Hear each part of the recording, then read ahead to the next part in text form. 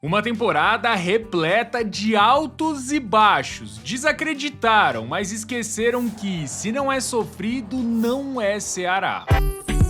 Antes da última rodada, talvez nem mesmo o torcedor mais otimista acreditaria no acesso com um tropeço diante do pior time do campeonato, mas esse aí foi só um dos tantos prognósticos desfavoráveis que o Vozão superou. Até porque, desde o início, a certeza era de uma Série B muito disputada, e não por nada a primeira vitória veio só na quarta rodada. E depois de 12 jogos, ou seja, passado um terço do campeonato, a situação era delicada. Só 2 pontos separavam o Ceará da Chapecoense, o primeiro time dentro do Z4. Inclusive, a 12ª rodada é um ponto de virada-chave, um divisor de águas na trajetória do Vozão nessa Série B, que depois de 4 jogos sem vencer, mandou embora o técnico Wagner Mancini. Saiu o campeão cearense e chegou o então atual campeão da Série B. O Léo Condé assumiu faltando 5 rodadas pro final do primeiro turno. Começou com 2 derrotas seguidas, mas logo arrumou a casa. O desequilíbrio era evidente, afinal, mesmo ainda longe do acesso, o Ceará naquela altura já tinha o melhor ataque da Série B com 20 gols marcados, mas, por outro lado, só 3 times tinham sido menos vazados que o Vozão. Essa mudança de estilo fez do Ceará um time mais competitivo, mais aguerrido, e a reta final do turno representou a primeira arrancada em 2024. Foram conquistados 7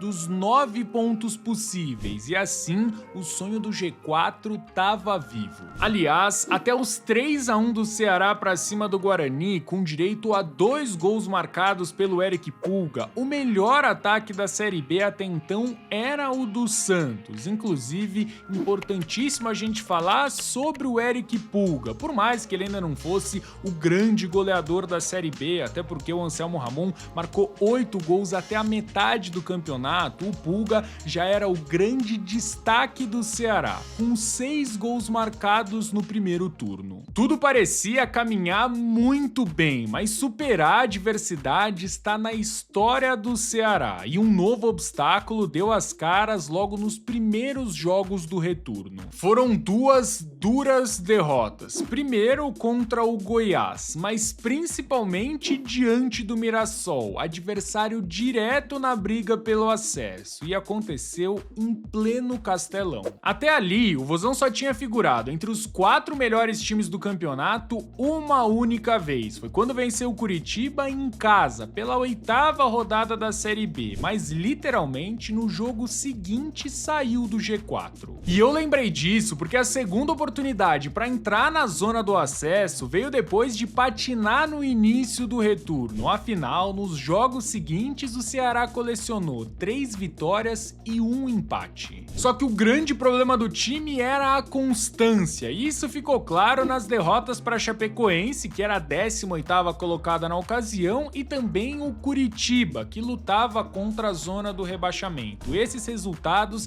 fizeram do Ceará o 9º colocado da Série B, faltando só 11 rodadas para o fim. Segundo o espião estatístico do GE, depois de 27 rodadas, as chances do Ceará garantir o acesso não chegavam a 15%. E aí então, tomando como base essas probabilidades, a gente não precisa ser nenhum matemático para entender que só um milagre colocaria o Vozão de volta na Série A. Milagre que eu cravo, não aconteceria sem o apoio do seu torcedor, a torcida que carregou o Ceará nos braços durante toda a campanha e liderou por muito o ranking de média de público da Série B. De quebra, o Vozão também foi dono dos 6 maiores públicos da Série B. E, batendo o olho nessa tabela, que nos mostra os maiores do campeonato, o Ceará só não tem a 7ª e 8ª colocações. Agora, repara que a única derrota nesses 8 jogos foi aquela diante do Mirassol que a gente já falou a respeito. E também por isso, dentre todos os times do campeonato, o Ceará foi o segundo melhor mandante, 14 vitórias e só 3 empates na Arena Castelão. Castelão que foi o grande trunfo do Ceará nessa arrancada na reta final, tanto que da 28ª até a 38ª rodada foram 6 jogos, 6 vitórias e um único gol sofrido. E é claro que dentre todas as partidas, a despedida do Vozão em casa nessa Série B foi a mais marcante. Começa que a capacidade da Arena Castelão é de 63.903 torcedores, mas no jogo contra o América Mineiro pela 37ª rodada foi registrado um público de 63.908 torcedores. Não me pergunta como, mas eu vou te falar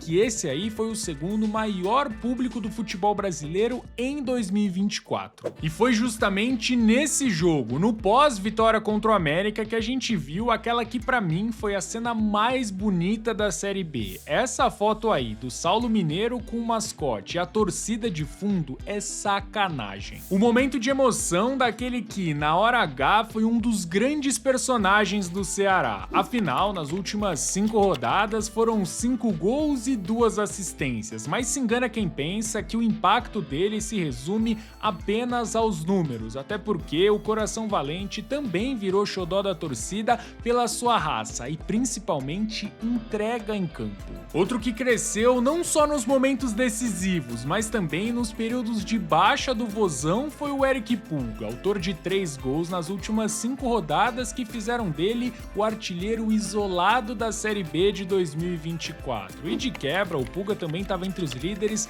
em todas as estatísticas relevantes do campeonato. E é por isso que, na minha opinião, se ele não foi o mais influente, ficou tranquilo entre os 3 jogadores de maior impacto nessa Série B. Por todos esses fatores que o Ceará chegou na última rodada da Série B precisando de uma vitória simples contra o Guarani, o pior time do campeonato, para matematicamente garantir o acesso. Mas você sabe, se não é sofrido, não é Ceará. Precisava ser no sufoco, até o último minuto, e contando com a ajuda de um velho conhecido. Afinal, foi depois do gol marcado pelo Goiás do Wagner Mancini que o Vozão, mesmo empatando em 0-0, se garantiu na 4ª colocação. Campanha com o carimbo do Léo Condé, treinador que conquistou seu 4º acesso na carreira e fez do Ceará o time de melhor ataque da Série B e de quebra conseguiu a 2ª melhor campanha do retorno. Foram vários os protagonistas, mas o principal deles, sem dúvida, foi a torcida. É impossível mensurar o que fez o torcedor do Ceará. Foi ele quem, nos melhores e também nos piores momentos,